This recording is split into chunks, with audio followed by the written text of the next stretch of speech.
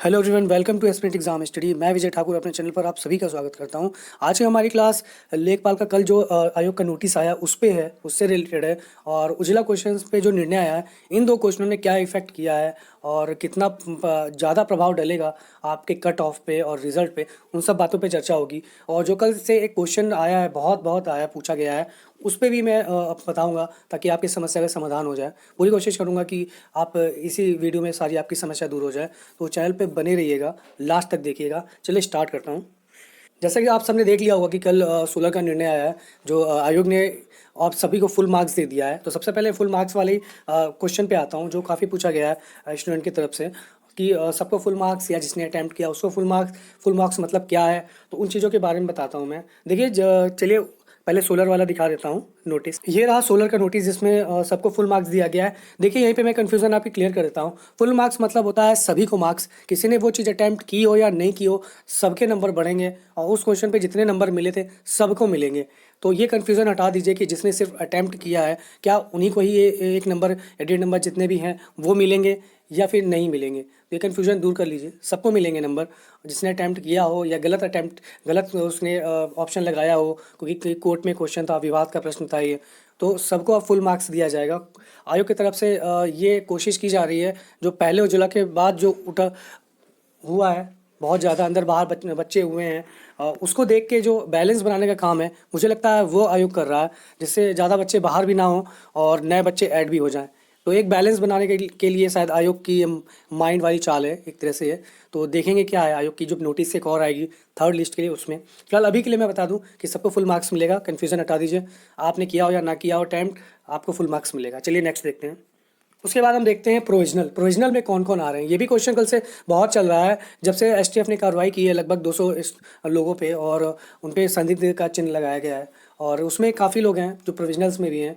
तो उस प्रोविजनल में होते कौन हैं और कैसे पता चलता है कि हम प्रोविजनल में हैं? तो चलिए मैं आपके कन्फ्यूज़न दूर करता हूँ। देखिए, जब आप डीवी कराने जाते हो वहाँ पे, तो जब सर आपके ओरिजिनल से मैच करते हैं, डुप्लीकेट आपके जो भी फ़ोटो कॉपी ले जाते हो आप, उसमें मैच करते हैं और आपके ओरिजिनल में भी कोई दिक्कत होती है, एकेडमिक नहीं, मैं अदर बता रहा हूँ, एकेडमिक में भी और अदर में भी।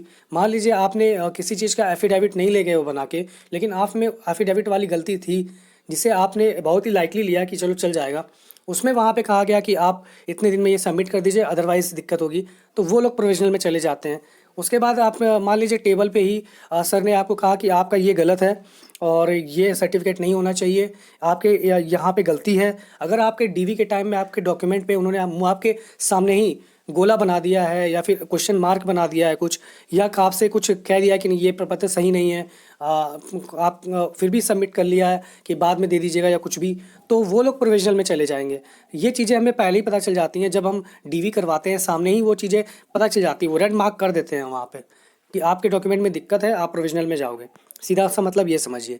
जिसके में भी कोई दिक्कत नहीं थी डीवी कराते समय, कोई डॉक्यूमेंट पे सर ने क्वेश्चन मार्क या गोला या किसी तरह का कुछ भी नहीं बनाया नेगेटिव साइन जैसा, तो वो लोग सुरक्षित हैं। अपने आप सब लोग इसमें नहीं है, अपने आप को मत सोचिए कि हम प्रोविजनल में है कि नहीं है।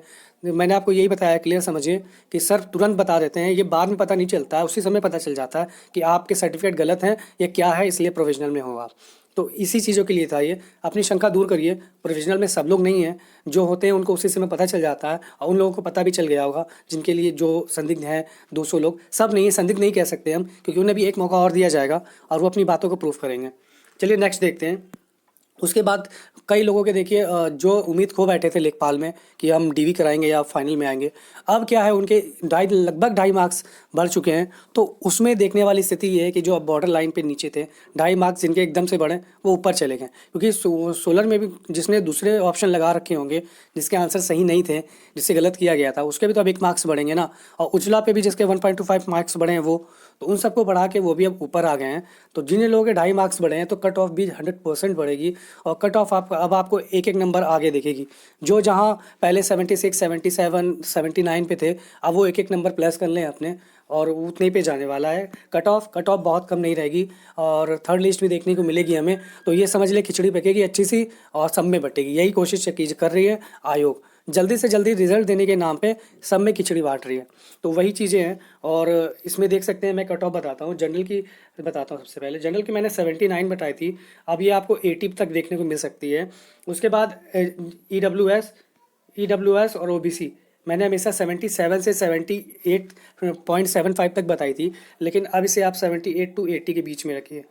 इन दोनों के ही कट ऑफ जो बता रहा हूँ। महिला की कट ऑफ 75 से 77 ही रखी है अभी की डेट में, क्योंकि ये ज़्यादा नहीं जाएगी गर्ल्स के, क्योंकि गर्ल्स में कंपटीशन भी कम है और डीवी स्किप भी हुआ है। तो अदर में भी अगर जाए आएंगे तो ज़्यादा गर्ल्स नहीं है उसमें, तो उनकी कैटेगरी थोड़ी सी कम जाएगी, और जितनी पहले थी लगभग उतनी ही मान के चलिए। एससी की अब बढ़ेगी थोड़ी। एससी की आप मान के चलिए जो 75 तक जाती दिख रही थी, वो आप 75.75 से 76 तक मान के 75 टू 76 मान के चलिए, इतनी जाएगी। बाकी बाकी का भी एक एक नंबर बढ़ेगा। तो जैसा रहेगा अभी आने दीजिए थर्ड लिस्ट, उसके बाद और भी क्लियर मैं बता पाऊँगा आपको। जब तक के लिए ये जो अभी तो हुए हैं डीवी, और जो अभी 2 क्वेश्चन के जो रिजल्ट आए हैं उसके आधार पे मैं बता रहा हूँ। उसके बाद चलिए बताता हूँ रिजल्ट कब आएगा। देखिए रिजल्ट इसका दिसंबर में लग नहीं रहा है। वैसे आयोग का जो मंशा है, जिस अकॉर्डिंग जेट स्पीड में उन्होंने सोलर पे काम किया है, उसी तरह लग रहा है कि रिजल्ट भी दिसंबर लास्ट तक दे देंगे वो, लेकिन लगता नहीं है सीरियसली। जनवरी में आप इसको देख सकते हो। थर्ड लिस्ट आपकी जल्दी ही आएगी, क्योंकि थर्ड लिस्ट को आना ही है। जितने बच्चे बढ़े हैं 2.5 मार्क्स वो अंदर आ गए होंगे, और कुछ बच्चे अब बाहर जाने की संभावना कम है। पहली लिस्ट में जो बाहर जाने वाले थे उनको अब एक एक मार्क्स फुल मिल गया है, तो लगभग लगभग वो डीवी से बाहर होने से बच जाएंगे। तो उसमें बार बार कह रहा हूँ, आयोग ने जो उजला से उथल पुथल मची थी ना, उसको बैलेंस करने के लिए ही सबको फुल मार्क्स देके इस तरह की चीज़ें की हैं, और वैकेंसी फंसे ना इसलिए भी किया है।